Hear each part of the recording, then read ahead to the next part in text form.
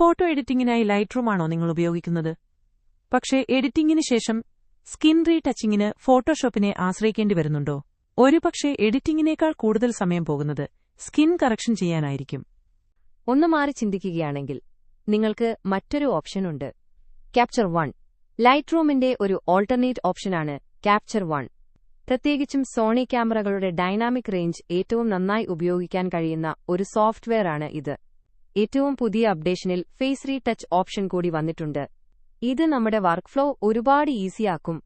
ഒരു ഗ്രൂപ്പ് ഫോട്ടോയിലെ മുഴുവൻ ആളുകളെയും നമുക്ക് ഒരേ സമയം റീടച്ച് ചെയ്തെടുക്കാൻ കഴിയും, അതും വളരെ ഈസിയായി. കൂടാതെ നിങ്ങൾ ഒരു ഫോട്ടോയിൽ അപ്ലൈ ചെയ്ത ഫേസ് റീടച്ച് അടക്കമുള്ള സെറ്റിംഗ്സുകൾ മറ്റുള്ള പടങ്ങളിലേക്ക് കോപ്പി പേസ്റ്റ് ചെയ്യാനും കഴിയും.